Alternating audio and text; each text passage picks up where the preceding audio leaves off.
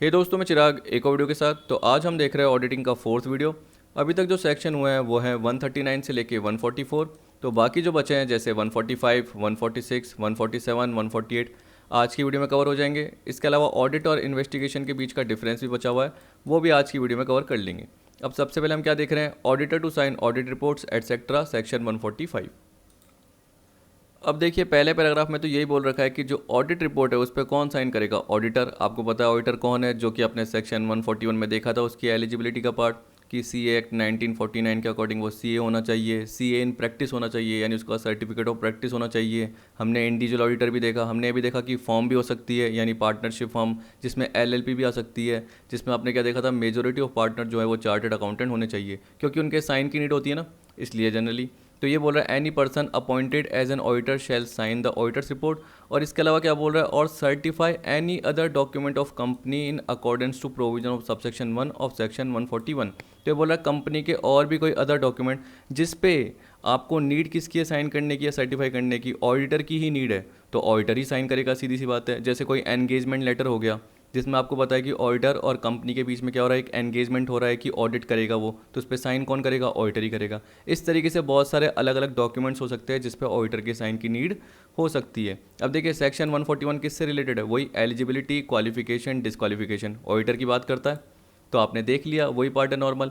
फिर यहाँ पे क्या बोल रहा है, कभी कभी जो ऑडिट रिपोर्ट होती है उसमें क्या करता है जो ऑडिटर, क्वालिफिकेशन दे देता है, मतलब कोई क्वालिफाइड दे देता है। आपको पता है कि क्वालिफाइड का मतलब क्या है, गड़बड़ है कुछ तो, क्योंकि अनक्वालिफाइड क्लीन रिपोर्ट होती है, याद रख लेना, ठीक है। देखिए, वैसे तो आप ऑडिटर रिपोर्ट में देखोगे ही, फिर भी मैं बता रहा हूँ कि क्वालिफाइड का मतलब क्या हुआ, कुछ ना कुछ मटेरियल मिस स्टेटेड पार्ट है, लेकिन एक तरीके से वो कंपनी के सारे अकाउंट्स में इतना ज़्यादा इंपैक्ट नहीं डाल रहा। तो जनरली ये क्लियर रिपोर्ट की तरह होती है, लेकिन फिर भी आप क्या बता देते हो, कुछ ना कुछ मटेरियल मिस स्टेटमेंट है। जैसे हमने बोल दिया कि मान के चलो, मैं आपको एग्जांपल देता हूँ, कोई रिटेल कंपनी है, ठीक है, अगर वो सब कुछ सही अकाउंट मेंटेन करके बैठी है, generally accepted accounting principle follow कर रही है, जो भी स्टेचुटरी रिक्वायरमेंट है, रेगुलेटरी रिक्वायरमेंट है वो फॉलो कर दिया, लेकिन उसने एक चीज़ की गड़बड़ कर दी, डेप्रीशिएशन ढंग से चार्ज नहीं करा, तो एक छोटी सी गलती है जिसमें सीए क्या करेगा, जब भी अपनी रिपोर्ट देगा क्वालिफाइड देगा कि बाकी सब सही है लेकिन इसमें गड़बड़ है, तो एक्सेप्ट करके दे देगा। आपने ऑडिट रिपोर्ट अगर देखी हो तो जनरली वो इस तरीके से क्रिएट कर देगा जिसमें बता देगा, ठीक है। तो अगर उसने कोई क्वालिफिकेशन, कमेंट या ऑब्जर्वेशन नोट करी है जिससे हम बोल सकते हैं कि कंपनी की फंक्शनिंग पे एडवर्स इफेक्ट पड़ रहा है, ठीक है, वो तो होगा ही क्योंकि उसने अपनी ऑडिट रिपोर्ट में कमेंट किया है। तो वो उसको क्या करना पड़ेगा, रीड करना पड़ेगा कंपनी की जनरल मीटिंग में, वो रीड आउट करेगा ताकि सब सुन सके। और इसी तरीके से देखो क्या बोल रहा है, and shall be open to inspection by member, और इसी तरीके से जो सारे सुन रहे हैं वो इंस्पेक्ट भी कर सकेंगे, चेक भी कर सकेंगे। तो शेयर होल्डर के लिए इंस्पेक्ट भी यानी एक तरीके से ओपन भी रहेगा, क्या पता कुछ शेयर होल्डर मीटिंग में नहीं आ पाए, तो वो जनरली क्या करेंगे, बाद में आके इंस्पेक्ट चेक कर सकते हैं। समझ गए, तो ये नॉर्मल पार्ट था। अब देखिए क्या बोल रहा है, auditors to attend general meeting, section 146। अब ये सिंपल पार्ट है। देखिए, अब आप क्या करेंगे, ये पर्टिकुलर पढ़ लेंगे, आपको थोड़ा समझ में आ जाएगा, लेकिन फिर भी मैं क्या कर रहा हूँ, आपको इसका एक सार बता देता हूँ, शॉर्ट समरी की। जनरली इसमें क्या होता है, तीन पार्ट आते हैं। एक तो क्या होता है कि उसको राइट होता है कि जनरल मीटिंग का जो भी नोटिस होता है ना उसको पाने का राइट होता है। सबसे पहली चीज़ तो ये right of the auditor to receive notice of GM, general meeting का नोटिस पाने का राइट होता है। दूसरा क्या, उसकी ड्यूटी है कि वो क्या करे, जनरल मीटिंग अटेंड करे। मैंने क्या बोला, सबसे पहले उसको नोटिस मिलेगा, उसका राइट है कि जनरल मीटिंग का नोटिस मिल गया। फिर वो जनरल मीटिंग क्या कर रहा है, अटेंड कर रहा है, तो उसकी क्या एक ड्यूटी है, उसको अटेंड करनी पड़ेगी, एक ड्यूटी है। फिर उसके बाद तीसरा राइट ये हो सकता है कि जब भी जनरल मीटिंग हो रही है तो बिजनेस से रिलेटेड किसी कनेक्शन में अगर उसकी बात चल रही है, यानी ऑडिटर से रिलेटेड कनेक्शन चल रहा है या कुछ बात चल रही है, तो उसको वो सुनने का अधिकार होगा, राइट टू बी हियर्ड। तो ये तीनों पार्ट इसमें दे रखे हैं नॉर्मल। तो देखिए बोल रहा है, all notices communications of the general meeting shall be given to auditor. मैंने बताया कि जनरल मीटिंग के नोटिस पाने का उसको अधिकार होगा। And he shall attend the general meeting unless otherwise exempted by the company. He shall attend the general meeting, वो जनरल मीटिंग अटेंड करेगा, तो ये इसकी ड्यूटी है, समझ गए, otherwise exempted by the company.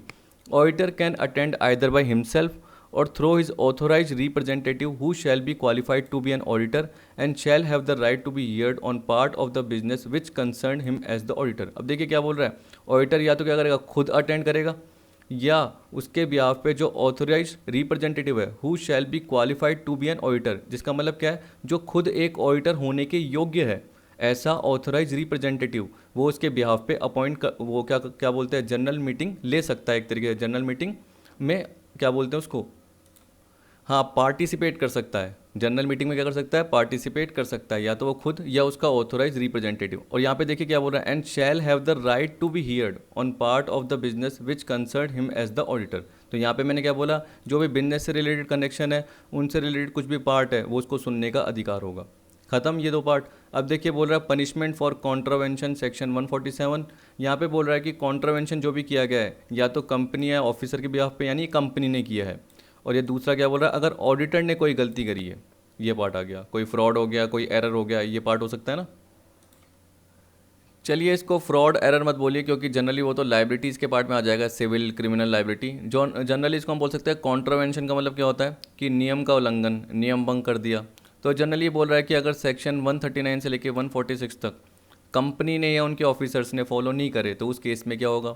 और इसी तरीके से ये बोल रहा है सेक्शन 139, 143, 144, 145 ये ऑडिटर से रिलेटेड है। तो अगर ऑडिटर ने फॉलो नहीं करे तो उस पर क्या एक तरीके से फ़ाइन लगेगा या क्या जेल का प्रावधान है, ये बता दिया। तो देखिए सबसे पहले मैं बता रहा हूँ कंपनी या ऑफिसर से रिलेटेड। अब देखिए कंपनी जेल तो जा नहीं सकती, अगर उसने सेक्शन 139 से लेके 146 का पालन नहीं करा, कॉन्ट्रावेन किया यानी नियम भंग किया है कंपनी ने या उनके ऑफिसर ने, तो कंपनी पे जनरली क्या लगेगा, फाइन लगेगा। मिनिमम 25,000 है और मैक्सिमम कितना है, 5 लाख रुपए। तो बोल रहा है company shall be liable to pay fine not less than 25,000 which may extend to 5 lakh rupees. तो मैं ऐसे भी बोल सकता हूँ 25,000 से लेके 5 लाख तक ऐसे बोल सकता हूँ, या मिनिमम 25,000 मैक्सिमम 5 लाख ऐसे बोल सकते हैं। फिर देखिए यहाँ क्या बोल रहा है, every officer of the company who is in default will be punishable with the imprisonment which may extend to 1 year. तो मैं क्या बोल सकता हूँ, 1 साल तक की जेल ऐसे बोल सकता हूँ, या with fine not less than 10,000 which may extend up to 1 lakh rupees, या क्या बोल रखा है 10,000 से लेके 1 लाख तक का जुर्माना, या दोनों। इसका मतलब क्या हुआ, या तो उसको जेल की सज़ा हो सकती है या उसका जुर्माना हो सकता है, या दोनों, जेल की सज़ा भी और जुर्माना भी। समझ गए। तो 1 साल तक की जेल, 10,000 से लेके 1 लाख तक का जुर्माना, 10,000 मिनिमम, 1 लाख मैक्सिमम ये बोल रहा है। तो उसके बीच में कुछ भी हो सकता है, मैक्सिमम 1 लाख तक रहेगा, या दोनों, जेल भी हो सकती है और साथ में जुर्माना भी हो जाएगा। ऑडिटर के लिए क्या बोल रखा है, he shall be punishable with the fine not less than 25,000 which may extend to 25 lakh rupees. अब देखिए क्या बोल रहा है, 25,000 मिनिमम है, और जो कहाँ तक हो सकता है, 25 लाख रुपए तक का, 25 लाख तक का हो सकता है। तो ये मिनिमम और ये मैक्सिमम। और देखिए यहाँ बोल रहा है if auditor has contravened wilfully to deceive the company, shareholder, income tax authority और क्रेडिटर, यानी जानबूझ के एक तरीके से क्या कर रहा है, नियम का पालन नहीं करा, जिससे जो कंपनी है, शेयर होल्डर है, इनकम टैक्स अथॉरिटी है, क्रेडिटर, उनको पागल बनाया जा सके। कहने का मतलब फूल बनाया जा सके एक तरीके से, यानी अपना फ़ायदा उठाया जा सके, ऐसे बोल सकते हैं कि ऑडिटर अपना फ़ायदा उठा रहा है खुद का। Then he shall be punishable with imprisonment which may extend to 1 year, यानी सामने वाले का फ़ायदा उठा के खुद का फ़ायदा देख रहा है एक तरीके से ऑडिटर, जिसके थ्रू क्या हो जाएगा, उसको खुद को गेन हो जाएगा और सामने वाले को नुकसान हो सकता है। तो उस केस में क्या होगा, उसको 1 साल तक की जेल की सज़ा हो सकती है। और बोल रहा है and fine not less than 1 lakh rupees which may extend up to rupees 25 lakh. तो 1 लाख रुपए से लेके 25 लाख तक का, क्योंकि 1 लाख से कम नहीं है तो मिनिमम 1 लाख और मैक्सिमम कितना है, 25 लाख तक हो सकता है। अब देखिए आपको सेक्शन पता रहने चाहिए, जैसे 139 क्या है, शॉर्ट में यहाँ रखिए अपॉइंटमेंट। 140 बात करता है, जहाँ तक मुझे ध्यान आ रहा है, रिमूवल, रेजिग्नेशन की बात करता है। 141 एलिजिबिलिटी, क्वालिफिकेशन, डिस्क्वालिफिकेशन, तो सिर्फ एलिजिबिलिटी यहाँ रखिए। 142 जहाँ तक ध्यान आ रहा है, ऑडिटर के रेमुनरेशन की बात करता है। 143 पावर की बात करता है, यानी राइट एंड ड्यूटीज़ की बात करता है, पावर एंड ड्यूटीज़, ठीक है। इसी तरीके से जो 144 है, ऑडिटर कुछ सर्टेन सर्विसेज नहीं दे सकता, जैसे मैनेजमेंट सर्विसेज, इंटरनल ऑडिट की, अकाउंटिंग की सर्विस, क्योंकि वो ऑडिट कर रहा है उस कंपनी की, मैंने आपको बताया था। 145 मैंने आपको आज बता ही दिया कि ऑडिटर क्या कर रहा है, ऑडिट रिपोर्ट पे साइन कर रहा है। 146 अभी आपको पता चल गया कि जनरल मीटिंग में क्या करेगा, वो पार्टिसिपेट कर सकता है, उसको नोटिस का राइट होता है। ड्यूटी क्या होती है कि वो जनरल मीटिंग में पार्टिसिपेट करेगा, ये आपने देखा। तो आप इस तरीके से कवर कर सकते हैं। तभी आप देखना जो ऑडिटर के 140, 141, 142 नहीं दे रखे। ज़्यादातर देखिए पावर एंड ड्यूटीज़ का पार्ट दे रखा है, ये उसकी अपॉइंटमेंट का पार्ट दे रखा है, ये 144 दे रखा है जो सर्टेन सर्विसेज वो नहीं दे सकता, और ये उसकी रिपोर्ट के साइनिंग का पार्ट दे रखा है, ऑडिट रिपोर्ट के साइनिंग का पार्ट दे रखा है। इस तरीके से आपको कवर करना है ताकि आपको आ जाए। अब ये बोल रहा है when an auditor is been convicted under subsection 2, यानी जो ये आपने पढ़े, क्योंकि ये तो जनरली मान के चलिए ये सबसेक्शन 1 है और ये सबसेक्शन क्या है, सारा का सारा 2 है, क्योंकि ये ऑडिटर से रिलेटेड है। तो बोल रहा है where an auditor is been convicted under subsection 2 he shall refund the remuneration received by him to the company. तो वो सारा का सारा रेमुनरेशन क्या कर देगा, रिफंड कर देगा। फिर इसके अलावा कंपनी को, शेयर होल्डर्स को जो बोल रखा है, स्टेचुटरी बॉडी को बोल रखा है, ऑथोरिटी को जो भी नुकसान पहुंचा है उसके लिए डैमेज पे करेगा। Pay for damages to company, statutory bodies, authorities और any other person for loss arising out of incorrect और misleading statement of particulars made in his audit report. तो ऑडिटर ने जानबूझ के एक तरीके से क्या करा है, कंपनी के साथ मिलके एक तरीके से हम बोल सकते हैं कि जो भी कंपनी, जो भी स्टेचुटरी बॉडी है, अथॉरिटी है, या क्या पता स्टेक होल्डर्स हो गए बाहर के, उनको नुकसान पहुंचाने की कोशिश की है, या ऑडिटर ने कंपनी को ही नुकसान पहुंचाने की कोशिश की है, तो उस केस में क्या करना पड़ेगा, डैमेजेस का अमाउंट पे करना पड़ेगा और रेमुनरेशन का रिफंड भी देना पड़ेगा। फिर यहाँ पे बोल रहा है, अब देखिए यहाँ पे जनरली ये बोल रहा है कि अगर ऑडिटर कभी देरी ना कर दे जानबूझ के पेमेंट करने के लिए, जो भी डैमेजेस का पेमेंट है, यहाँ पे बताया था ना पे फॉर डैमेजेस, तो रेमुनरेशन तो चलो एक तरीके से लौटाएगा, लेकिन डैमेजेस का पेमेंट नहीं कर रहा है एक तरीके से या देर कर रहा है, तो उस केस में सेंट्रल गवर्नमेंट नोटिफिकेशन दे सकता है और स्टेचुटरी बॉडी को बोलेगा, अथॉरिटी को बोलेगा या किसी ऑफिसर को एक तरीके से अपॉइंट करेगा और बोलेगा कि इस ऑडिटर को रेगुलेट करो, यानी इसको जल्दी से जल्दी बोलो कि पेमेंट दे दे डैमेजेस का। तो ये बोल रहा है any statutory body, authority or an officer to ensure payment refer to in clause 2 of subsection 3 it shall make a report to the central government, यानी जो ये बॉडी है, अथॉरिटी ऑफिसर है, ये सेंट्रल गवर्नमेंट को रिपोर्ट देंगे regarding payment of damages in manner as may be prescribed, कि हमने एक तरीके से प्रॉपर जो भी है ऑडिटर को नोटिस दे दिया है, प्रॉपर जो भी रेगुलेशन है वो फॉलो किए हैं, उसके हिसाब से क्या कर रहा है वो पेमेंट हमें दे देगा।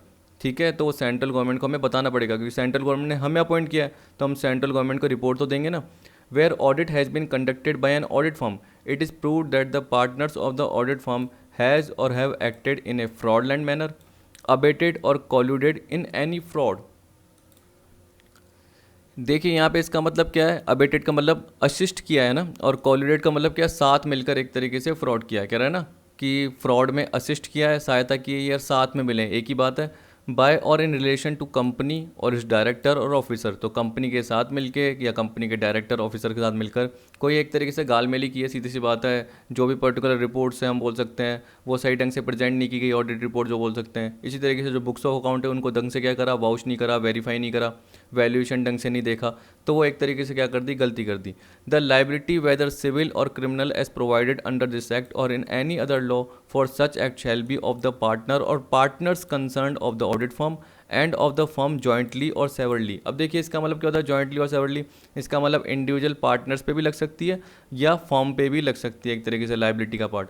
तो सिविल क्रिमिनल मतलब जो भी अमाउंट पे करने का पार्ट होगा। अब जो ये सिविल और क्रिमिनल लाइबिलिटी है ना, ये मैंने कवर की है, तो मैं अगली वीडियो में बताऊंगा आपको, अगर आज की वीडियो में टाइम मिलता है तो आज की वीडियो में बता दूंगा। ठीक है, तो सिविल और क्रिमिनल लाइबिलिटी का पार्ट हमारा है, तो मैंने कुछ उससे रिलेटेड कवर किया है, क्योंकि पास्ट ईयर के एमसीक्यूज में एक बार लिस्ट आती है ना, लिस्ट 1 लिस्ट 2 उस तरीके से आ चुका था। तो अब देखिए ढंग से पढ़िए, इसका मतलब क्या है, अगर ऑडिट फर्म ऑडिट करती है तो ऑडिट फर्म से रिलेटेड पार्टनर्स अगर फ्रॉडलेंट मैनर में पाए गए, ठीक है, या उन्होंने एक तरीके से सहायता दी है किसको, कंपनी के साथ मिलके, डायरेक्टर ऑफिसर के साथ मिलके, डायरेक्टर ऑफिसर ने क्या कर दिया, उनको पैसे खिला दिए और उसके थ्रू क्या बोल दिया, ऑडिट रिपोर्ट को क्या करना, आप क्लीन दे देना, क्लीन रिपोर्ट दे देना, जबकि उसमें बहुत ज़्यादा मेटल मिस स्टेटमेंट था, बहुत ज़्यादा गड़बड़ी थी, जबकि फिर भी क्या कर दी उन्होंने, सही दे दी report. The liability whether civil और क्रिमिनल वो होगी, अब वो किन के ऊपर होगी, पार्टनर के ऊपर या पार्टनर्स के ऊपर, ऐसे बोल दिया, या फर्म के, पूरी फर्म के ऊपर हो जाएगी कि फर्म को क्या करना पड़ेगा, कुछ ना कुछ अमाउंट पे करना पड़ेगा फाइन वाइन के फॉर्म में, ऐसा हो गया। या सेवरली, सेवरली मतलब क्या हो गया, अलग अलग। जॉइंटली मतलब क्या हो गया, एक साथ। सेवरली मतलब क्या हो गया, अलग अलग, मतलब इंडिविजुअल पार्टनर क्या होंगे, लायबल होंगे। ठीक, ये भी हो सकते हैं। अब देखिए लास्ट बोल रहा है central government to specify audit of certain items of cost in respect of certain company, section 148 rule 14। अब देखिए जनरली इसमें जो दे रखा है वो पार्ट दे रखा है कि कुछ कॉस्ट रिकॉर्ड मेंटेन करने पड़ेंगे, कॉस्ट ऑडिट करनी पड़ेगी ऐसे। तो यहाँ पे जो ये पैराग्राफ है ये जनरली क्या है, ये वाला यहाँ तक का, ये कॉस्ट रिकॉर्ड से रिलेटेड है। इसके बाद बोलेगा कॉस्ट ऑडिट, ठीक है, तो उसके लिए क्या है, कुछ टर्नओवर की स्पेसिफिकेशन होनी चाहिए, या एक तरीके से बोल रहे हैं कि इस लिमिट से ज़्यादा टर्नओवर होना चाहिए तो आपको कॉस्ट रिकॉर्ड मेंटेन कर रहे हैं, इससे ज़्यादा होना चाहिए तो आपको कॉस्ट ऑडिट मेंटेन करनी है, इस तरीके से दे रखा है। तो ये बोल रहा है सेंट्रल गवर्नमेंट जब ऑर्डर देगी तब जाके ही आपको कॉस्ट रिकॉर्ड मेंटेन करने हैं। तो हम ऐसे बोल सकते हैं कि क्या सारी कंपनीज के लिए मैंडेटरी है, नहीं, ये कुछ specific certain classes of company के लिए बोल रखा है। तो यहाँ पे मैं बता देता हूँ, सबसे पहले बोल के क्या लिखा हुआ है, the central government may order such class of companies engaged in such goods and service as may be prescribed, ठीक है, to keep particular of material, labour और such item of cost to be included in the books of account kept by the company. तो इसका मतलब क्या है, अगर आप नॉर्मल क्या है अकाउंट मेंटेन करते हो, कॉस्ट अकाउंट मेंटेन नहीं करते, तो आपको मेंटेन करने पड़ेंगे, ये बोल रहा है। यानी कॉस्ट के रिकॉर्ड आपको मेंटेन करने पड़ेंगे कि मेटेरियल का कितना यूज़ हुआ, लेबर आपने कितना यूज़ किया है, क्या आपने एक्सपेंसेस किए हैं कॉस्ट से रिलेटेड या मेटेरियल लेबर से रिलेटेड, गुड्स को बनाने से रिलेटेड, या जो सर्विसेज को आप क्या कर रहे हो, प्रोड्यूस कर रहे हो, उसके बाद प्रोवाइड कर रहे हो, तो उसके लिए जो भी आपने एक्सपेंसेस किया है वो सारा आपको प्रोवाइड करना पड़ेगा कॉस्ट रिकॉर्ड को, ये बोल रहा है। अब देखिए वो किस कंपनी के लिए, ये सारी डोमेस्टिक या फॉरेन कंपनी उनके लिए है जिनका टर्नओवर 35 करोड़ या उससे ज़्यादा हो, 35 करोड़ या उससे ज़्यादा हो पिछले फाइनेंशियल ईयर में। क्योंकि यहाँ पे कहीं दे नहीं रखा, क्योंकि देखिए क्या चेंज होते रहता है, तो जनरली क्या है, ये एक्ट के अकॉर्डिंग ऐसे नॉर्मल लिखे होते हैं। लेकिन जब आप क्या करोगे कि गूगल पे सर्च करोगे तो आपको सारा पार्ट दिख जाएगा। तो अगर आपको अमाउंट देखना है तो वहाँ पे क्या बोलेगा जनरली कि ये डोमेस्टिक, और मैंने क्या बोला, फॉरेन कंपनी उनके लिए, चाहे वो रेगुलेटेड कंपनी हो चाहे नॉन रेगुलेटेड कंपनी है, अगर वो प्रोडक्शन, गुड्स के प्रोडक्शन में एंगेज हो या सर्विस प्रोवाइड करने से रिलेटेड हो, तो उस केस में उनका टर्नओवर क्या होना चाहिए, 35 करोड़ या उससे ज़्यादा होना चाहिए। उस केस में उन्हें कॉस्ट रिकॉर्ड मेंटेन करने पड़ेंगे। फिर यहाँ पे बोल रहा है in case of companies constituted under A special act, central government before issuing such order shell consult regulatory body establish under the special act. अगर कोई स्पेशल एक्ट है जिसके थ्रू कोई कंपनी क्या हुई है, इनकॉर्पोरेट हुई है, तो उस केस में सेंट्रल गवर्नमेंट को क्या करना पड़ेगा, ऑर्डर इशू करने से पहले इन एक्ट के थ्रू जो भी रेगुलेटरी बॉडी है उनके साथ कंसल्ट करना पड़ेगा, तब जाके वो कॉस्ट रिकॉर्ड मेंटेन करने के लिए बोल सकती है। क्या पता उनके लिए कुछ और क्राइटेरिया सेट कर दे, ऐसा भी हो सकता है। तो देखिए इतना ज़्यादा इंपॉर्टेंट टॉपिक नहीं है मेरे हिसाब से। जब हम थ्योरेटिकल क्वेश्चन देखते हैं या हम एमसीक्यूज देखेंगे पास्ट ईयर के, अगर आप 2-3 साल के भी देखो, 2-3 साल तो नहीं 2 अटैम्प्ट के देखो, तो आपको पता चल जाएगा कि जनरली इनकी ज़्यादा इंपॉर्टेंस नहीं है। देखिए इसी तरीके से इसमें जनरली क्या बोल दिया गया, ये जो ये पार्ट दे रखा है, ये जो पैराग्राफ दे रखा है, इसमें बोल दिया कॉस्ट ऑडिट एक तरीके से क्या है, मैंडेटरी है उन कंपनीज के लिए जो सेंट्रल गवर्नमेंट ने बता दिया। तो यहाँ पे बोला if the central government feels necessary it may direct the audit of cost record in the manner as specified for the companies covered under subsection 1 and having net worth और turnover as may be prescribed. देखिए मैंने आपको बताया था जैसे regulated company होती है, non regulated होती है। रेगुलेटेड मतलब जिनको एक तरीके से लाइसेंसिंग की जरूरत होती है, जैसे फार्मास्यूटिकल्स कंपनीज हो गई, टेलीकम्युनिकेशन हो गई, पेट्रोलियम गैस से रिलेटेड कंपनीज हो गई, इलेक्ट्रिसिटी कंपनीज हो गई, तो जनरली उनकी बात कर रहा है। अब देखिए उसमें जैसे मैंने ऊपर बताया कि 35 करोड़ या उससे ज़्यादा होना चाहिए टर्नओवर, तब जाके आपको कॉस्ट रिकॉर्ड मेंटेन करने पड़ेंगे। यहाँ पे कॉस्ट ऑडिट की बात कर रहा है, इसका मतलब आपको क्या चाहिए होगा, एक कॉस्ट ऑडिटर चाहिए होगा जो कि आपके कॉस्ट अकाउंटिंग के रिकॉर्ड को मेंटेन कर रहा है और कॉस्ट ऑडिट से रिलेटेड रिपोर्ट दे रहा है। जैसे ऑडिट रिपोर्ट होती है वैसे ही कॉस्ट ऑडिट की रिपोर्ट दे रहा है। तो उस केस में रेगुलेटेड सेक्टर में आपका टर्नओवर कितना होना चाहिए, 50 करोड़ से ज़्यादा, ये बोल रहा है। ठीक है, 50 करोड़ या उससे ज़्यादा जनरली ये बोल रहा है। अब इसके अलावा 25 करोड़ भी है साथ में, लेकिन 50 करोड़ उससे ज़्यादा कब, अगर आप एक से ज़्यादा प्रोडक्ट या सर्विसेज बनाते हो, एक से ज़्यादा प्रोडक्ट बना के बेचते हो, तो उस केस में क्या होगा, टोटल मिला के जो भी आपका टर्नओवर हुआ सारे प्रोडक्ट पे, वो 50 करोड़ का होना चाहिए या उससे ज़्यादा होना चाहिए, तब जाके आपकी कॉस्ट ऑडिट का पार्ट आएगा। ऐसे जनरली बोल रहा है। वैसे शायद कॉस्ट ऑडिट का जब पार्ट आएगा तब मैं आपको बताऊंगा, क्या पता ये पुराना डेटा भी हो सकता है, उस हिसाब से मैं आपको नया प्रोवाइड करके दे दूंगा। वैसे तो मेरे हिसाब से न्यू ही है। इसी तरीके से बोल रहा है आपका 25 करोड़ भी हो सकता है अगर इंडिविजुअल प्रोडक्ट या सर्विसेज आप क्या कर रहे हो, बना के बेच रहे हो। अगर आपने गुड्स बनाया और आपने बेचा, तो जो टर्नओवर हुआ अगर वो 25 करोड़ का हुआ इंडिविजुअल प्रोडक्ट पे, इसका मतलब आप एक से ज़्यादा प्रोडक्ट या सर्विसेज नहीं दे रहे हो, एक से ज़्यादा प्रोडक्ट नहीं बना रहे हो, तो उस केस में 25 करोड़ हो जाएगा। तो ये हो गया रेगुलेटेड के लिए।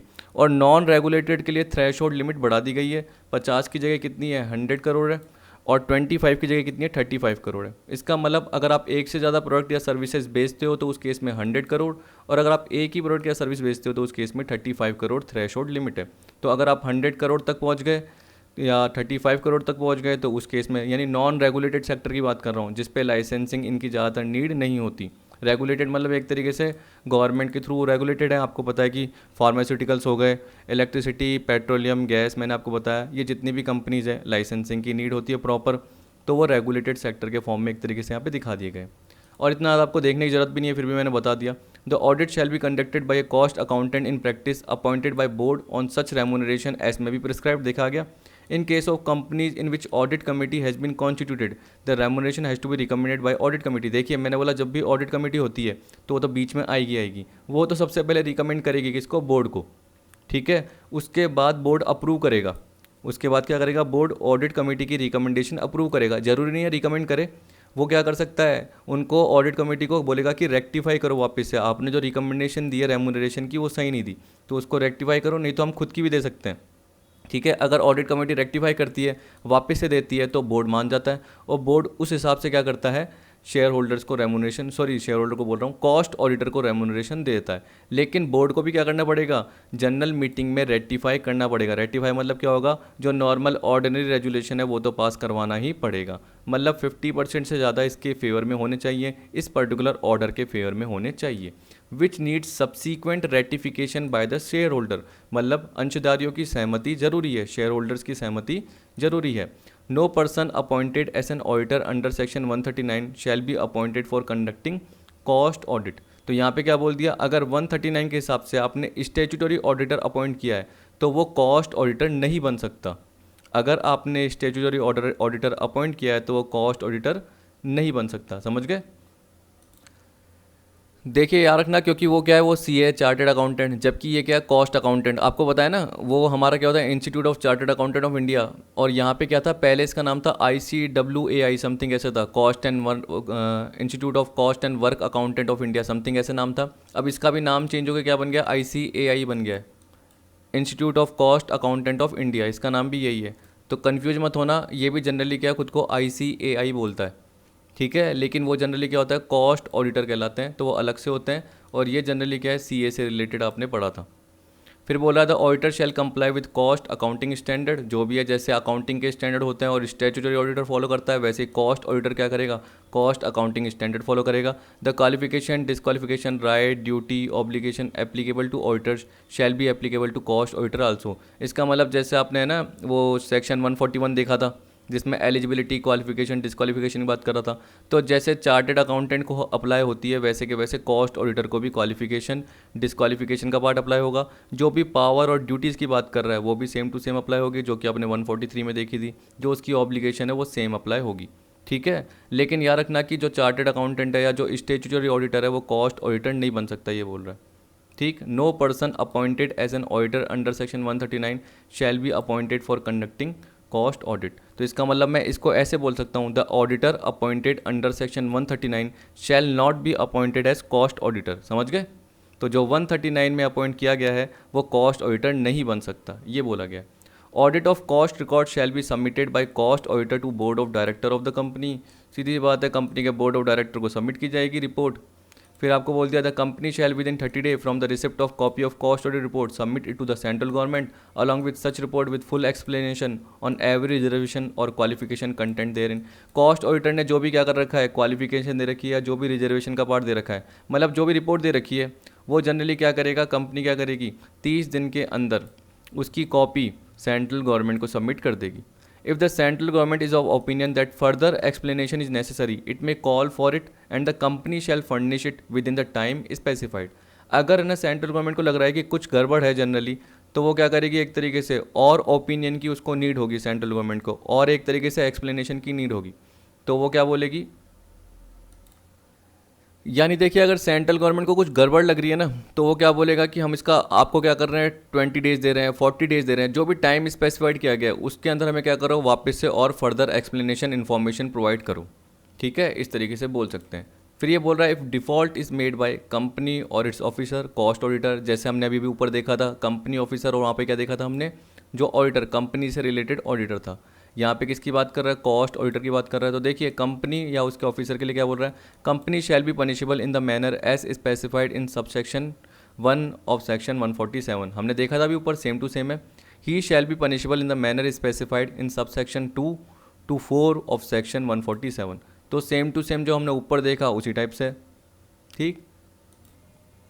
देखिए जैसे आपने ऊपर के प्रोविज़न देखे थे, कंपनी ऑफिसर और साथ में ऑडिटर के सेम टू सेम लग जाएंगे, तो इसलिए आपको ज़्यादा सोचने की ज़रूरत नहीं है, ऊपर वाले देख लेना, सेम टू सेम है। अब देखिए बोल रहा है rules regarding remuneration of cost auditor. वैसे तो जनरली ये ऊपर अपने कवर कर लिया, आपको पता ही है। यहाँ पे बोल रहा है in case of companies which are required to constitute an audit committee. तो आपको पता है कि जब भी देखिए अपॉइंटमेंट करना पड़ेगा, कॉस्ट ऑडिटर को अपॉइंट करना पड़ेगा, उसकी क्वालिफिकेशन इसकी बात कर रही है, तो ऑडिट कमेटी की रिकमेंडेशन चाहिए होगी। उसी तरीके से उसके रेम्यूनरेशन में भी इसकी रिकमेंडेशन चाहिए होगी, ठीक है। फिर बोर्ड क्या करेगा, उसके बेसिस पे जनरल मीटिंग में रेटिफाई कराएगा, ये होगा। लेकिन अगर ऑडिट कमेटी है ही नहीं, तो बोर्ड डायरेक्ट क्या करेगा, जनरल मीटिंग होगी उसमें शेयर होल्डर से रेटिफाई करा देगा। तो आपको बस ये सोचना है कि अगर ऑडिट कमेटी है तो पहले ऑडिट कमेटी रिकमेंडेशन देगी, फिर बोर्ड एक तरीके से उस रिकमेंडेशन को लेगा और वो कहाँ दे देगा, जनरल मीटिंग में दे देगा। शेयर होल्डर से पास करवाने के लिए, रेटिफाई कराने के लिए। अगर ये नहीं होगी तो सीधा बोर्ड क्या करेगा, जनरल मीटिंग में दे देगा, नॉर्मल पार्ट। तो यहाँ पे यही बोल रहा है, in case of company which are required to constitute an audit committee, board shall appoint an individual who is a cost accountant in practice और firm of cost accountant in practice. तो जैसे सीए की बात कर रहे थे वैसे ही है, as a cost auditor on recommendation of committee which shall be recommend its remuneration. तो इसका मतलब क्या है कि एक तरीके से जो अपॉइंट हो रहा है वो किसकी रिकमेंडेशन से हो रहा है, अगर ऑडिट कमेटी है तो उसकी रिकमेंडेशन से, तो जो रेमुनरेशन भी है उसमें भी कमेटी की रिकमेंडेशन ही सबसे पहले चल रही है। The remuneration decided shall be approved by the board. तो जैसे ही इन्होंने रिकमेंड किया ऑडिट कमेटी ने, बोर्ड क्या करेगा, उसको अप्रूव करेगा, which shall be ratified by the shareholders. इसका मतलब जनरल मीटिंग में ऑर्डिनरी रेजुलेशन के थ्रू इसको पास करवाना पड़ेगा। फिर ये बोल रहा है, in case of companies which are not required to constitute an audit committee, तो उस केस में क्या होगा, सीधा बोर्ड आएगा। तो बोला board shall appoint an individual who is a cost accountant in practice और firm of cost accountant in practice, मतलब वही कॉस्ट अकाउंटेंट की फर्म या इंडिविजुअल कॉस्ट अकाउंटेंट का ऑडिटर। तो ये बोल रहा है as a cost auditor remuneration shall be ratified by the shareholder. तो सीधा जो बोर्ड क्या करेगा, जनरल मीटिंग में ही शेयर होल्डर से रेटिफाई करा देगा। ऑडिट कमेटी है ही नहीं तो उसकी रिकमेंडेशन की जरूरत नहीं है। तो ये नॉर्मल पार्ट थे, यानी फालतू के पार्ट थे एक तरीके से। अब देखिए फॉर्म्स का पार्ट बोल रहा है, तो फॉर्म्स आपने देखे थे। फॉर्म नंबर ADT 1 मैंने आपको बताया था, एक तरीके से अपॉइंटमेंट हो गई, उसका नोटिस कंपनी क्या कर रही है, दे रही है, शेयर होल्डर्स को दे रही है, मेंबर्स को, और इसके अलावा रजिस्ट्रार को दे रही है। ADT 2 ये क्या बोल रहा था, रिमूवल ऑफ ऑडिटर की बात करता है कि जैसे उसकी एक्सपायरी होने वाली है टर्म की, उससे पहले ही उसको क्या कर दिया गया, हटा दिया गया हो, ठीक है, रिमूव कर दिया हो या उसने रिज़ाइन कर दिया हो, वो पार्ट आ गया। पर यहाँ पे जो रिज़ाइन का पार्ट है वो ADT 3 में है, तो यहाँ पे रिमूवल की बात कर रहा है, याद रखना। और रिज़ाइन का पार्ट के लिए फॉर्म कौन सा है, ADT 3। ADT क्या होता है, ऑडिट, मैंने आपको बताया था ये एब्रीविएशन है। तो ADT 3 फॉर्म क्या बोल रहा है, notice of resignation by the auditor. और ADT 4 क्या बोल रहा है, report to central government. Central government को जब रिपोर्ट दी जाएगी तो ADT फॉर्म में। अब देखिए ये तो आपने कर लिया, अब सीधा चलते हैं कहाँ पे, लास्ट पार्ट पे, जो कि ऑडिट और इन्वेस्टिगेशन से रिलेटेड है। फिर देखिए मैं क्या करता हूँ कि आपको लायबिलिटी भी बता देता हूँ, क्योंकि इतना ज़्यादा पार्ट तो हुआ नहीं है, और बता दूंगा तो क्या होगा, सही रहेगा, अगली वीडियो में आसान रहेगा और सीधा मैं वाउचिंग से या कुछ पॉइंट है उनसे रिलेटेड स्टार्ट कर पाऊँगा। तो पहले मैं बता देता हूँ आपको ऑडिट और इन्वेस्टिगेशन का पार्ट। एक मिनट।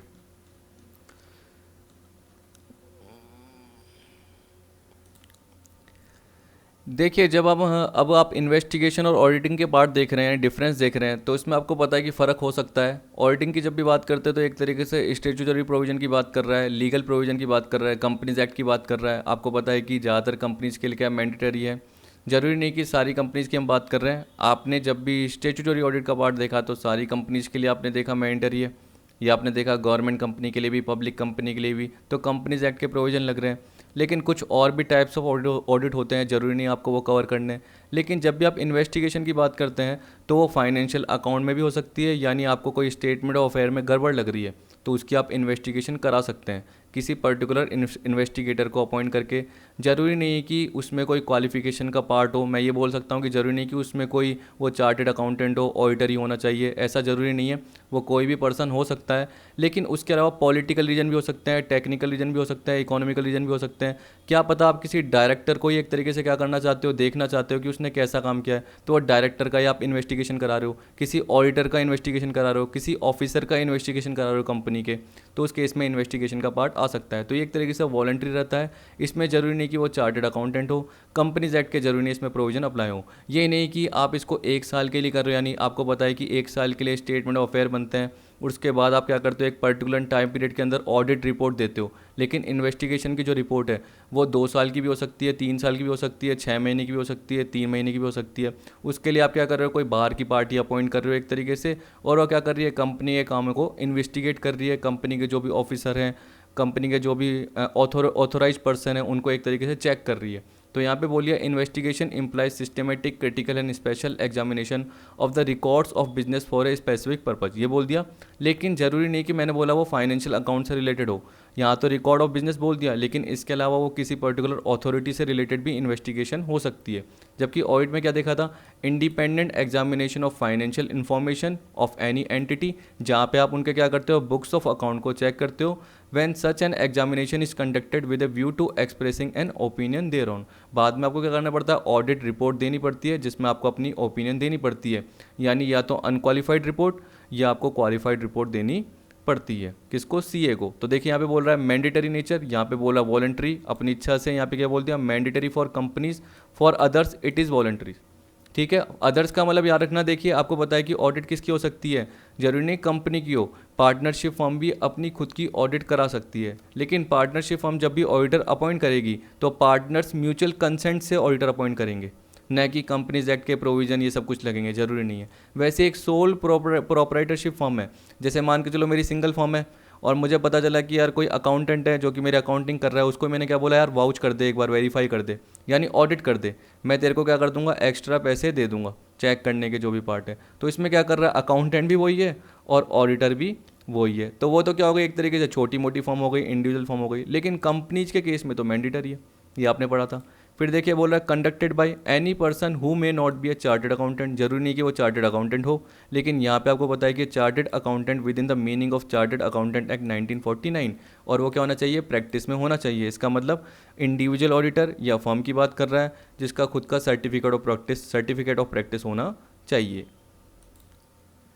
अब देखिए यहाँ पे क्या बोल रहा है, अपॉइंटिंग एजेंसी, ओनर और मैनेजमेंट और इवन थर्ड पार्टी में अपॉइंट द इन्वेस्टिगेटर। जबकि यहाँ पे क्या बोल रहा है, owners share holder of the enterprise. आपने वो फर्स्ट ऑडिटर का पार्ट देखा तो देखा बोर्ड अपॉइंट करता है, उसके बाद कौन अपॉइंट करता है, अगर बोर्ड फेल हो जाता है तो जनरल मीटिंग में, यानी एक्स्ट्रा ऑर्डिनरी जनरल मीटिंग होती है जिसमें शेयर होल्डर मतलब क्या हो गया, मेंबर हो गए, वो अपॉइंट करते हैं।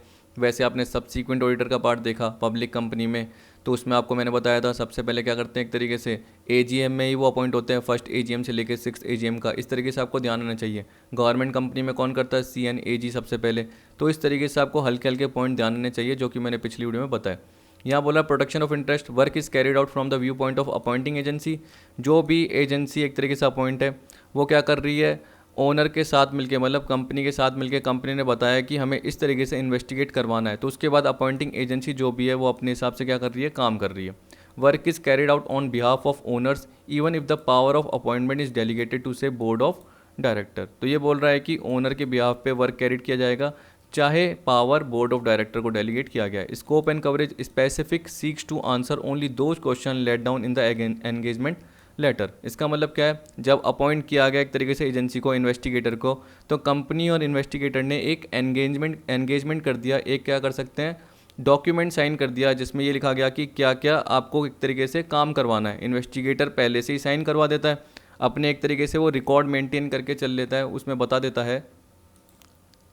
यानी मैं एग्रीमेंट की बात कर रहा हूँ, पर्टिकुलर क्या हो गया, एक एग्रीमेंट हो गया जिसके थ्रू क्या हो गया, पहले से ही सब कुछ तय किया गया है, वो पार्ट आ गया। और यहाँ पे बोल रहा है कि general when compare to investigation seeks to form an opinion on the financial statement. तो इसमें तो कुछ भी हो सकता है, क्योंकि मैंने आपको बताया कि मैटेरियल मिस्ट्री स्टेटमेंट जो भी पार्ट है वो किसी भी चीज़ में हो सकता है। क्या पता अकाउंटिंग प्रिंसिपल्स फॉलो नहीं करे ढंग से, अगर कोई भी गड़बड़ आ रही है तो एक पर्टिकुलर पॉइंट में गड़बड़ आ रही है लेकिन वो मैटेरियल है, तो उससे रिलेटेड रिपोर्ट पे क्या असर हो सकता है, वो तो ऑडिटर की खुद की ओपिनियन है। तो वो उस बेसिस पे एडवर्स दे सकता है, डिस्क्लेमर दे सकता है, अगर उसको रोका गया, क्लाइंट या कंपनी क्या कर रही है उसको रोक रही है तो वो डिस्क्लेमर ओपिनियन दे सकता है। अगर उसको कोई रोक नहीं रहा लेकिन उसको फिर भी कुछ गड़बड़ लग रही है तो उस केस में क्या दे सकता है, अगर बहुत ज़्यादा गड़बड़ है, बहुत खातों में, बहुत अकाउंट्स में गड़बड़ है, तो वो एडवर्स दे सकता है रिपोर्ट। और चाहे तो वो क्वालिफाइड भी दे सकता है। क्वालिफाइड तो कब देगा, जब इतनी ज़्यादा गड़बड़ नहीं हो, एक तरीके से क्लियर ही रिपोर्ट हो और एक दो पॉइंट में जनरल गड़बड़ हो। तो वो तो आगे आप ऑडिट रिपोर्ट वाले पार्ट में कवर करोगे तब आपको समझ में आ जाएगा। अब देखिए यहाँ बोल रहा है period covered not necessary restricted to financial year. जरूरी नहीं कि एक साल से रिलेटेड हो, it can extend for a period consisting of a number of years. तो 2 साल 3 साल उसके लिए भी हो सकती है। और जनरली क्या बोल रहा है, जो ऑडिटिंग का पार्ट है वो 1 साल के लिए होता है, एक फाइनेंशियल ईयर से रिलेटेड होता है। Preconception, its essence lies in going into the matter with some preconceived notion suited to the objective. यहाँ पे क्या बोल रहा है कि इसका एसेंस क्या है कि जनरली जब भी इन्वेस्टिगेशन होता है तो कंपनी, जैसे सपोज करो कि किसी ऑफिसर का इन्वेस्टिगेशन करा रही है या किसी पर्टिकुलर अकाउंट्स का इन्वेस्टिगेशन करा रही है, तो पहले से ही सोच के चलेगी यार कुछ ना कुछ तो गलत है, यानी गड़बड़ तो है। उसे बोलते हैं प्री कंसीव्ड नोशन, कि आपके माइंड में पहले से कुछ ना कुछ तो बैठा हुआ है कि कुछ ना कुछ गड़बड़ होगी। जबकि बोल रहा है audit is not based on suspicion unless circumstances exist to arouse suspicion. देखिए इसका मतलब जनरली ये है कि ये जो पार्ट है ना आपका, ये आपका एग्ज़ाम में आ भी सकता है रखना, कि ऑडिट कभी भी सस्पिशन बेस पे नहीं होता। इसका मतलब जो भी ऑडिटर होता है उसके माइंड में पहले से प्री कंसीव्ड नोशन नहीं होता। वो ये नहीं सोच के चलता कि मुझे ऑडिट दी गई है तो कंपनी में गड़बड़ी होगी, वो कभी भी ये नहीं सोचता। वो हमेशा पॉजिटिव माइंड लेके चलता है। जैसे जैसे वो इन्वेस्टिगेट करता जाता है, ऑडिटर जैसे जैसे आगे देखता जाता है बुक्स ऑफ अकाउंट को, वाउचर्स को, सपोर्टिव डॉक्यूमेंट को, उस हिसाब से उसको फ्रॉड एरर पता चलते जाते हैं। वो पहले से ये नहीं सोचता कि यार फ्रॉड या एरर होंगे, ऐसा नहीं है। जबकि इन्वेस्टिगेटर जब भी होता है, यानी एक जासूस आपने देखा होगा, वो पहले से ही शक की सुइयां लेके चलता रहता है कि ये पर्टिकुलर ये अपराधी होगा, इसने क्या कर रखा है, इसने इसकी हत्या की होगी। तो वो पहले से ही सोच के चलता है। तो प्री कंसीव्ड नोशन पहले से ही लेके बैठता है इन्वेस्टिगेटर। ठीक है। तो यहाँ पे हम बोल सकते हैं कि जब भी बुक्स ऑफ अकाउंट वो देखेगा तो वो पहले से ही सोचेगा कुछ ना कुछ गड़बड़ है। अगर वो किसी ऑडिटर को चेक कर रहा है तो पहले से ही देखेगा कि ऑडिटर ने कुछ ना कुछ गड़बड़ की होगी। उसके माइंड में पहले से प्री कंसीव नोशन है। जबकि ऑडिटर के माइंड में ऐसा नहीं है। वो कभी भी सस्पिशन नहीं लेके आता जब तक कि कोई सर्कमस्टेंसेस नहीं आते, मतलब कोई कंडीशन उसके सामने नहीं आती तब तक। तो शुरू में तो वो पॉजिटिव माइंड के साथ ही चलता है, कौन, ऑडिटर। जबकि ये पहले से ही प्री कंसीव नोशन बना के बैठा रहता है। तो इस केस में क्या होगा, एविडेंस। तो देखिए जब उसको क्या चाहिए, सबूत, तो उसको डिसाइसिव सबूत चाहिए। इसका मतलब क्या है, जिसे बोलते हैं निर्णयात्मक सबूत। एक तरीके से बोलते हैं डिसाइडिंग एविडेंस चाहिए होते हैं, जो जिसके थ्रू वो क्या कर सके, डिसाइड कर सके। देखिए इसका मतलब ये है कि कंपनी ने अगर इन्वेस्टिगेटर को अपॉइंट किया है तो वो इन्वेस्टिगेटर से एक्सपेक्ट कर रही है कि वो उनको वही सबूत दे सके जो उनको लग रहा है कि गड़बड़ है। तो कंक्लूसिव एविडेंस चाहिए कि गड़बड़ है या नहीं है। तो एक डिसाइडिंग एविडेंस चाहिए होते, ये बोल रहा है। और साथ में कोरोबोरेटिव मतलब सपोर्टिव एविडेंस चाहिए होते हैं। सपोर्टिव एविडेंस ऐसे हो सकते हैं कि एग्जाम्पल के फॉर्म में, जैसे कोई क्राइम सीन हुआ, मान के चलो किसी ने किसी का खून कर लिया और आपने देख लिया, तो आप एक सपोर्टिव एविडेंस हो, ये हो गया। तो यहाँ पे बोल रहा है इन्वेस्टिगेटर क्या करता है, जब भी कंपनी से रिलेटेड फाइनेंशियल स्टेटमेंट या अकाउंट देखेगा और देखेगा कि कहाँ गड़बड़ हुई है, कैशियर ने कोई गड़बड़ तो नहीं कर दी पर्टिकुलर कैश को रिकॉर्ड करने में, या वो क्या करता है जानबूझ के टीमिंग एंड लाइटिंग का पार्ट करता है। तो उस केस में टीमिंग एंड लाइटिंग में आपको वाउचिंग वाले पार्ट में आगे बताऊंगा, धीरे धीरे करके समझ में आ जाएगा। जहाँ पे एक तरीके से क्या करता है, वो अकाउंट्स में गड़बड़ी कर सकता है, किसी से अमाउंट मिलता है उसको बाद में रिकॉर्ड करके दिखाता है, इस तरीके से गलती कर लेता है। तो वो वही एविडेंस देखने की करेगा, क्योंकि वहाँ पे स्पेसिफिक ऑब्जेक्टिव की बात कर रहे हैं। यहाँ पे जबकि ऑडिट में क्या कर रहे हैं, जो भी एविडेंस है वो परसुएसिव होते हैं, न कि कंक्लूसिव। तो यहाँ पे क्या है, पूरे के पूरे सबूत चाहिए कि किसने पर्टिकुलर काम किया है और उसको देखा जा सके और उस पर्टिकुलर एक्टिविटी को रोका जा सके। अगर कोई कैशियर गड़बड़ कर रहा है तो उसको निकाल दिया जाएगा, ठीक है, उसको एक तरीके से पेनलाइज किया जाएगा। ये सारा पार्ट हो सकता है इन्वेस्टिगेशन में। जबकि ऑडिट में तो क्या हुआ, ऑडिटर को अगर है ना सपोर्टिव डॉक्यूमेंट मिल गया, मान के चलो कि उसको सेल्स इनवॉइस मिल गया, यानी आपने गुड्स बेचा उससे रिलेटेड इनवॉइस मिल गया, तो उसी को देख के भरोसा करके रिकॉर्ड देख लेगा और बोलेगा, मैच कर लेगा, हाँ बिल्कुल ठीक है। सपोज करो कि टैली में आपका डॉक्यूमेंट है, रिकॉर्ड हो रखा है सारा का सारा, और आपके पास ओरिजिनल डॉक्यूमेंट भी पड़ा हुआ है, उसको मैच कर दिया उसने और उसके हिसाब से क्या बोल दिया, हाँ बिल्कुल ठीक है, गड़बड़ नहीं है। लेकिन क्या पता जो सेल्स इनवॉइस है वही आपने गड़बड़ करके बनाई हो किसी पार्टी के साथ मिलके, तो ऐसा भी तो हो सकता है। पर उसने क्या करा, परसुएसिव एविडेंस देखा। इसका मतलब जो उसके पास अवेलेबल थे डॉक्यूमेंट, उसके बेसिस पे उसने क्या बोल दिया, हाँ ठीक है।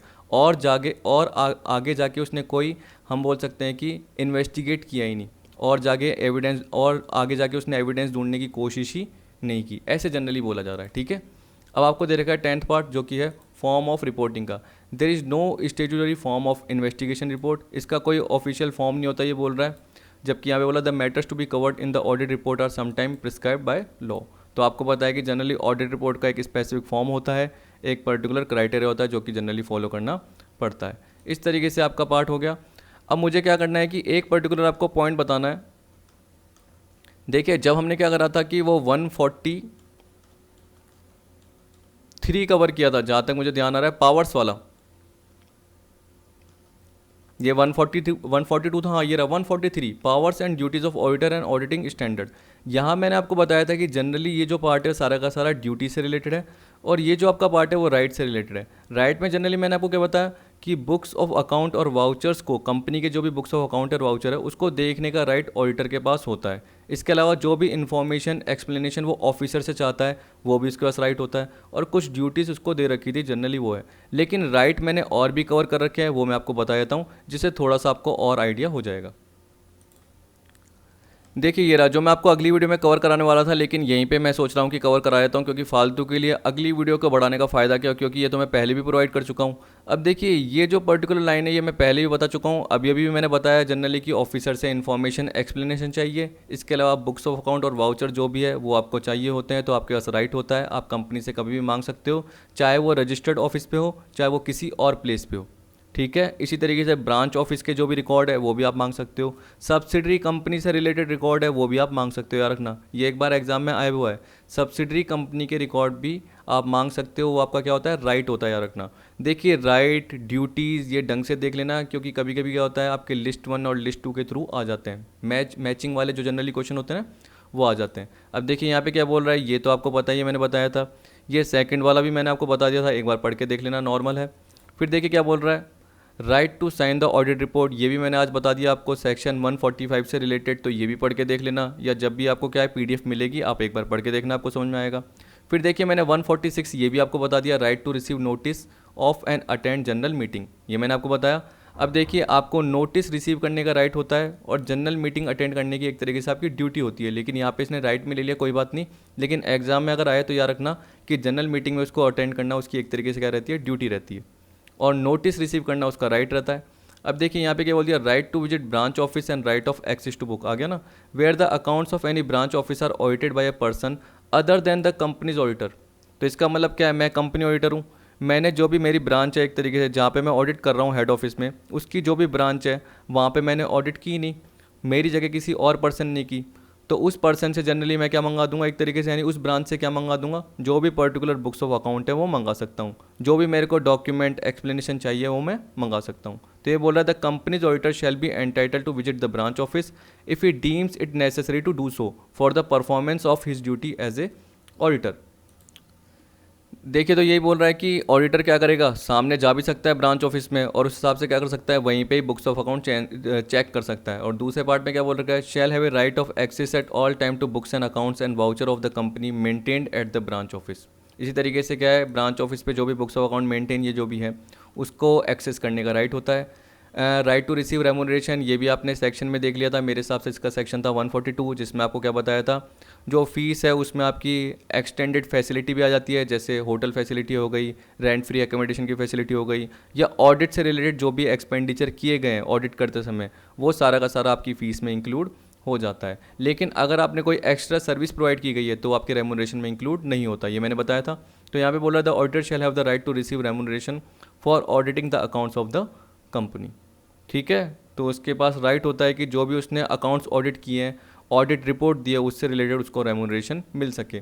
अब देखिए अगली वीडियो में मैं क्या बता दूंगा आपको, इंटरनल ऑडिट का पार्ट बता दूंगा, इसके अलावा है ना लाइबिलिटीज़ मैंने आपको जो बोली थी वो भी बता दूंगा। फिर अपना जो है वाउचिंग का पार्ट आ जाएगा, इसमें मैंने कुछ कवर नहीं किया, मीनिंग है तो जैसे मीनिंग डेफिनेशन कवर कर दूंगा तो आपको प्रोवाइड कर दूंगा।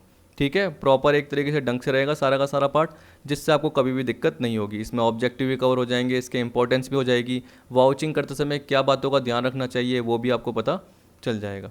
तो आई होप आज की वीडियो आपको पसंद आई होगी, जो भी जनरली मैंने सेक्शन बताया वो आपको समझ में आ गए होंगे, क्योंकि एग्जाम में जनरली आ जाते हैं कुछ ना कुछ पर्टिकुलर पॉइंट, वन लाइनर आ जाते हैं, आपको पता है कोई भी, या आपके 4 ऑप्शन आते हैं उसमें से आपको 2 ऑप्शन 3 ऑप्शन सही बताने होते हैं। ऐसे भी होता है जनरली कि ए और बी सही है, ए बी सी सही है, ए सी डी सही है, इस तरीके से पूछता है, तो आपको 4 ऑप्शन में से एक सही बताना पड़ता है। जनरली ये होता है, कभी कभी लिस्ट 1 और लिस्ट 2 आ जाता है, जिसमें क्या होता है कभी कभी ऑडिटर्स के राइट बोल देता है, ड्यूटीज़ बोल देता है, लाइबिलिटीज़ बोल देता है, और साइड में कुछ ना कुछ उसके पॉइंट दे देता है, तो आपको मैच करने होते हैं। तो याद रखना इस तरीके से एग्जाम में टिपिकल आते हैं, तो आपको हर पॉइंट इसके पढ़ने पड़ेंगे। कुछ मैं एक्स्ट्रा भी प्रोवाइड कर दूंगा बाद में जैसे जैसे टाइम मिलता जाएगा, जैसे वर्किंग पेपर क्या होता है, ऑडिट प्रोग्राम क्या होता है, प्लान क्या होता है, लेकिन वो कब, जैसे ही हमारा सारा कोर्स कंप्लीट होगा तो मैं कुछ और एक्स्ट्रा टॉपिक करवाते जाऊंगा, जिससे आपकी नॉलेज और बढ़ती जाएगी। ठीक है, तो वीडियो देखने के लिए थैंक यू।